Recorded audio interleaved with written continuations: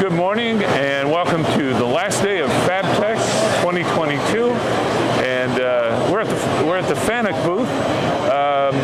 This booth has been very busy for the last couple of days. Truthfully, it makes it look like this is the year of the robot. And to discuss that concept and some others, nice to see you again. We have Mark Scherler with FANUC, and he's the general manager. And what do you think? Is it the year of the robot? It seems like it's been the year of the robot again and again because the robotics business keeps growing. Yeah. And you're right, this is another fantastic year in terms of sales and growth. We keep seeing it, the demand out there, and it's been fabulous. It's interesting because machining is kind of ahead of fabricating, in my opinion, in terms of incorporating robots and so forth. But machine tending, welding, those types of things are really becoming the core of what robots are in 2022. Yeah, I think one of the things that we're seeing for sure is that we're getting some new types of customers out there, and customers that maybe weren't looking at robotics before. Part of it was because they didn't need to. They had enough of the people in the labor market that could support them, but they're getting hurt right now with shortages of workers. And this is automation, robotics in general is one of the ways that they can still keep their business running.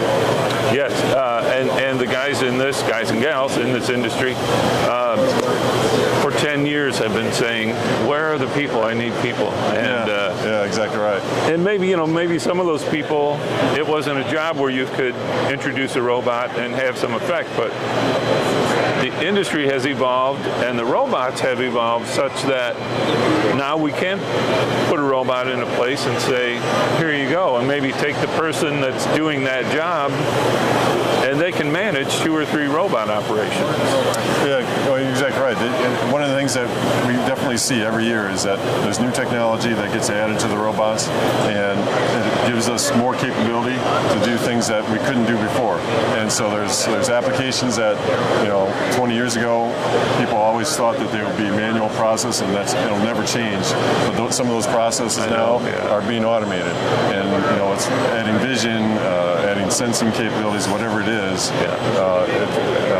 We keep making the robots smarter and more intelligent, and it helps us find new areas where we can get them to work and add more production out there.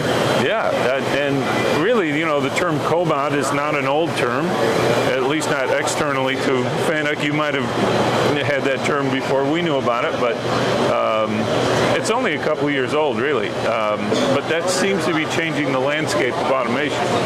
Yeah, no, you're exactly right. The cobot for sure is one of the things that's opening doors for us into places we haven't been to before.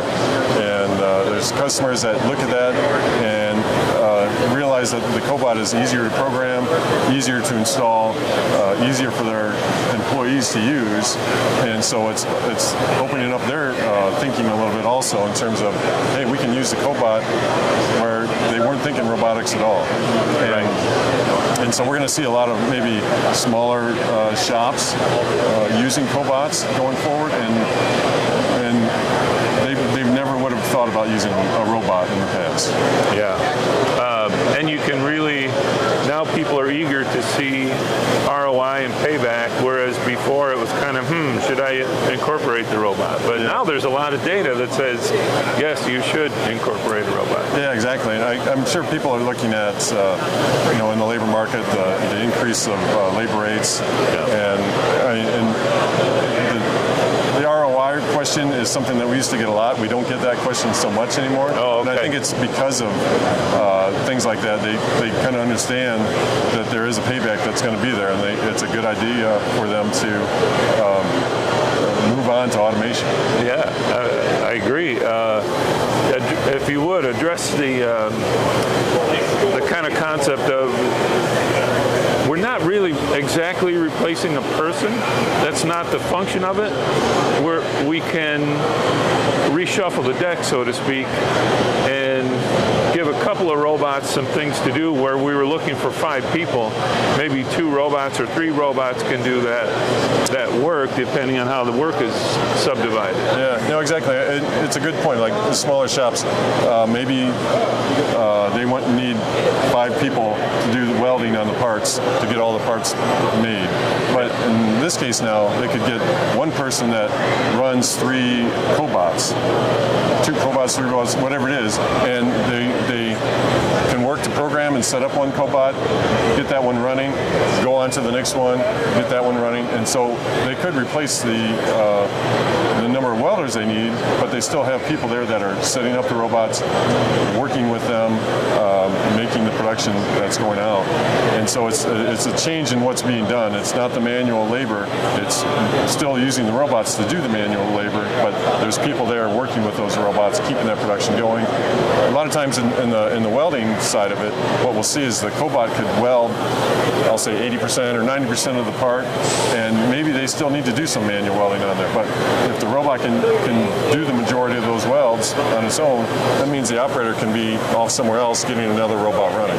So that's the type of thinking that we have people working with now that allows them to expand their production and be more efficient. Okay. I've been through your customer center and I've seen all the types of robots that are doing different tasks.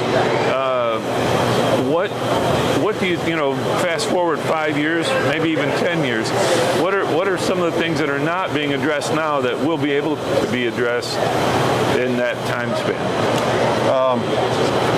I guess I'll go back to we're going to continue to see more vision technology expanding, and people are traditionally most of the vision has been in a 2D format, and now it's expanding into more of a 3D format. So we are going to continue to see a lot of bin picking on the material handling side of things, and that is really one of the harder applications if it's a 3D part, because however that part's sitting in the bin, the vision has to recognize it and then tell the robot how to pick it up. And that keeps getting better and better and better. And then the next step on top of that is for not material handling, but more of an application where you have a process that the robot's doing on the part, using vision to identify the part and start generating the programs. And that's really where you're going to see more in the future going forward. Some of my background is in machine vision, and you can go from one single laser type camera to 2 2D cameras that are looking to cameras that can actually sense the color based on reflectivity and a limited slate of choices that are black and white cameras, and it gets pretty futuristic pretty quickly. Yeah, exactly right. It's when I see some of the things that they're doing with the cameras, and it's like, wow, I would have not thought of that. It's exactly. Yeah, it becomes kind of crazy. Yeah. But there's nothing really so strong in this industry, in my opinion, as a robot with a vision system. I mean, what an unbeatable combination. Yeah, on the welding side, where I deal with the robots the most, we always tell people you need to make sure your parts are repeatable. In some ways, that's an unrealistic thing to ask of the customer. The parts could be getting stamped and bent, and the repeatability of those parts is always questionable. If we can use vision or some type of sensing, and we've always done it in the past, we've used touch sensing, we've used through-arc seam tracking, we use laser seam tracking, which we have in one of our demos here. We've always done that in the past. If you can simplify that with just using a camera from up above and make it quicker, then that would be an asset that would be helpful. So we do some of that now. That's a great practical application for it. Yeah. Very good example. And speaking of examples, let's cut here and we'll go take a look at a couple of examples that FANUC has. Sounds good. Okay. Okay, so we are going to look at some practical applications.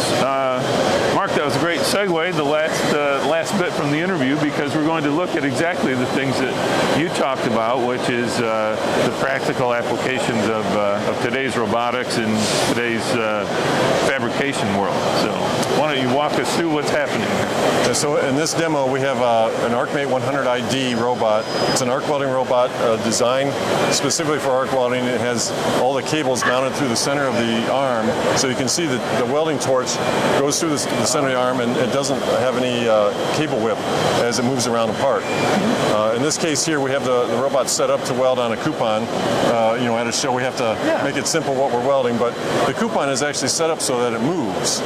And the top plate for this T-joint actually will move back and forth, and we rotate the positioner, and the plate will move one way, and if we rotate the positioner the other way, the plate will move the other way. We have a sensor on the robot also, which we talked about a little bit, but in this case, the sensor can go in and find the weld joint, and then it moves the robot down and adjusts the path of the robot so that it keeps the wire right in the joint. And so going back to what we talked about, if the customer's parts vary from part to part, we can use the sensor to adjust for that. Okay. And so we're trying to show that here in a very simple point of view. The key is, anytime you're welding on a part, the robot's going to move from point A to point B. But if we can adjust for the part as it moves back and forth with a sensor or anything like that, then we can always make sure the wire's in the part and get a quality weld from that. Wow. Yeah. So it's kind of like almost interactive QC, right? I mean, you're doing QC and you're fixing it all at the same time. Yeah, you're exactly right. When you do quality checks, you want to make sure that the part is good. But the real key is making sure the part is being made good before you do the actual process. And so that's what it is. We're making sure that the weld is being put into the joint. And the great thing about this camera is we can also use the camera to do inspection after. So if we wanted to do QC, we could make the weld, and then we can scan the weld afterwards, make sure that it looks good and there's no quality defects in the weld. So in this case now we're actually doing the weld. Okay. And so again, the part was rotating back and forth. But we adjusted for it, and now the camera is scanning the joint. This is a very high amperage weld that we're making right now, and the camera can still see the laser line that's being used to find the joint with all that light that's in there. The arc light that's in there is very bright, but the camera and the sensor filters out all that light and only looks at the laser line that's being shot down there. That's how it can find the joint. And so the laser only has one specific wavelength, and all other wavelengths are lost, and it says, let's follow that line during the weld. That's exactly right. Really advanced stuff. That's cool. Did you guys develop that? Are you working as a partner with someone? Yeah, this is the camera is actually made from a third-party company. We work with them quite a bit with customers. A while ago, we talked about advances in technology. It used to be, if we used that type of camera on like an aluminum, like a reflective material, it was hard to see the laser line. They've done a lot of advancements to make it so it works on reflective material now too. So I mean, this is really esoteric stuff. I know we're welding, but we're talking about physics and optics. And you're exactly right. There's a lot involved with everything we're doing here. Really cool. Okay, and can you? We'll move on to the next demo. Sounds good. Now we've heard some intro. We've seen one demo. Here's the second demo, and it's about collaborative welding. And might you clue us into this, Mark? Yes, this is actually one of our newer robots. This is a CRX-25. We've had other CRX robots, collaborative robots, a little bit smaller reach and a little bit smaller payload. But this robot here has a 25 kilogram payload and a much bigger reach, 1,889 millimeter reach. So it's a big robot. Very big, And when we talk about collaborative arc welding, if we have a robot that is a little bit smaller, it works well on small parts, obviously. Yeah. A lot of people are used to our other robots, like the ArcMate robot we just looked at. We have other bigger robots also, and so they want to be able to weld on bigger parts like they're used to doing. In this case here, this is a mower deck. Like a lawnmower deck, right? Yeah, and it's a much bigger part that would be hard to reach with the other CRX robots that we have. Yeah. So we're taking advantage of the reach on this robot. We don't necessarily need the payload. In this case, most arc welding robots, 7 or 10 kilogram payload is more than enough. Mm-hmm. In this case, 25 is way more than enough, but that's fine. We're going to use the reach. It kind of keeps it more steady too, I would guess. It right? can. The bigger the robot. It can. Yeah. Okay. It can. And in our case, the good thing about collaborative is generally you're moving at a slower speed. Even in welding, you're moving at a slower speed, so we don't have to worry about being steady as much. Okay. Things work out pretty well for us. Yep. So the great thing about the collaborative robots is that they're very easy to program. We want to make sure that, as we talked, the entry-level user can train their operators to be able to program this part and then run the part. And so the collaborative is set up so that if an operator is close to it, they can actually get hit by the robot. Not get hit, but stop the robot if needed. And if the robot does hit them while they're working on something, they're still in a safe environment. Okay, so that'll stop. That will stop. Yep. And so the thing I'll do, just to show you, is that we want to make it easy for the operators to program. And so in this case right now, the robot's set up so I can jog it very easily. And we can move it around as needed. And if I want to be able to make a weld right now, I can use the robot. We have buttons up here, and one button will record a point. So if I want to start the robot right here, I push the button and record that point, and then I can move the robot down to the weld start point. Okay. I push the button again, actually I hold it in, and it knows that by holding it in, it's a weld start point, not just a normal move. And then I can move it to the next weld, or I'm sorry, the end of the weld, and I hold the button in again. In that case, it knows I already started the weld. In this case, I'm going to end the weld. I hold it in again, I record that point, and then I can move it up and record another point and keep that process going, and just record that sequence of welds that I want to do. And when I do that, it creates the program that it's going to run.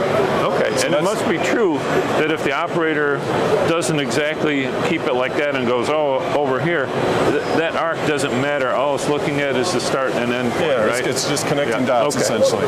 And so if I have to move around this clamp, I can record a point here, record a point outside, and go around the clamp. Yep. However I need to do that. And then I generate that program and let it run. So that's the point, is we want the operators to be able to generate these paths really quickly, because you can see generating that point, the only thing slowing it down was me explaining it to you. And if I can record those points quickly and make all the welds on this part, I can let it run, and I can move on to the next thing. Okay, good. All right. Well, thank you. This has been just a great visit with FANUC, and we thank Mark, and we thank all the people at FANUC, and we'll see you at the next Fabtech.